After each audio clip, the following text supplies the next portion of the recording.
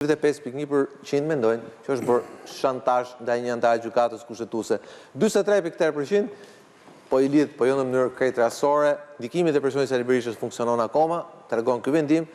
Ky vendim 19.5% thonë që tregon dështimin e reformës. Ndërsa ndërkohë një pjesë më racionale, që gjykuam me të ftuarit tanë, thonë që 37.2% thonë që shumica bërë reformën, tani ka drejtën korrigjojë. Por tu gjithë problemi është që vendimi apo mos vendimi i një gjykatës kushtetuese për një çështje të tillë, siç ishte padia e kryeministrit ndaj Gjykos dhe Spakut, sigurisht ka një sfond të fortë politik. Reforma ndërsi pati një sfond të fortë politik dhe lidhej sigurisht me luftën ndaj krimit, po edhe ndaj korrupsionit. Dhe çfarë thotë zoti Berisha, dhe mbështetësit e tij janë dakord me të, se Edi Rama pra po e përdor reformën në drejtësi dhe kërkon të mbrohet prej saj. Por realisht çfarë ndikimi ka patur kjo ngjarje tek humori politik i shqiptarëve?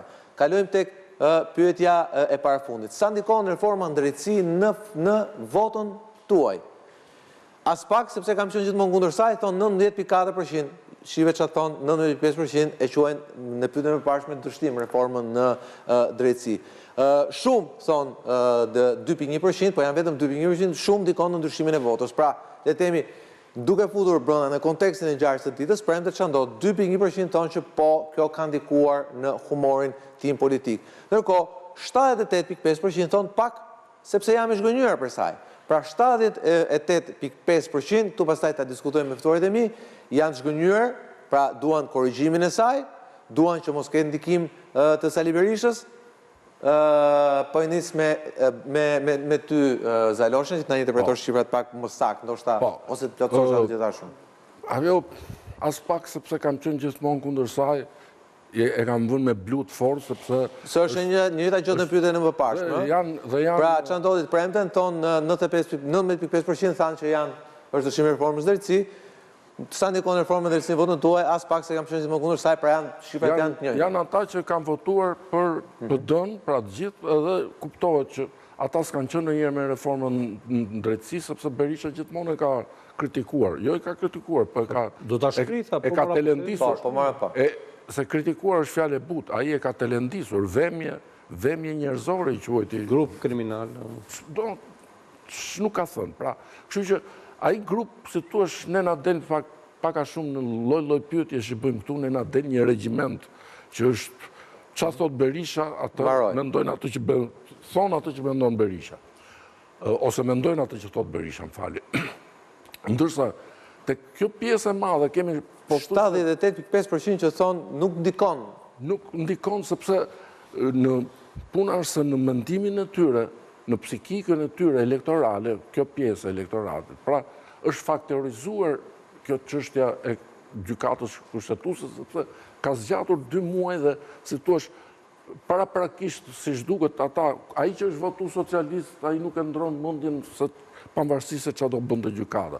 Ai që është PD-ist, kuptohet, nuk do ta ndrojë. Ai që është i partive opozitare, prap nuk do ta ndrojë. Ai që është i zhgënjur me të gjitha partitë, ai prap nuk e ndron. Ai pret godon të lindi në një parti e re. Pra, kështu që shumica dërmuese, se thua, e kanë faktorizuar. Po a tregon kjo që ka një opinion të konsoliduar për reformën, apo tregon, duke futur në kontekstin e ngjarjes ditës premte, që ajo ngjarje e ditës premte nuk i ka ndikuar njerëzve në opinionet? Unë mendoj që këta njerëz se thosh, po, ne pam, nëse mbani mend, atë ditë që ka vendosur gjykata kushtetuese 5-3 për të pranuar shqyrtimin e kësaj çështje, ne pa me një ndikimin elektoral tek PS-ja që kapi pikën më të lartë. Të paktën sa kemi bërë ne sondazhet, me fjalë. Dhe ajo pati ndikim.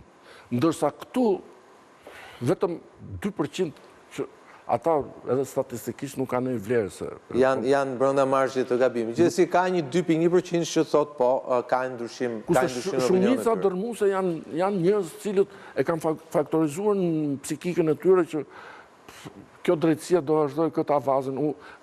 E dim këtë lloj drejtësie, u rregjëm 30-50. Pa nuk ndikojnë opinionet. Por ne votën do ta japim ka ajo parti që duam. Në fakt Rama e tha këtë në atë monologun e ti ditës diel, Zaloshin. Lamin, fal.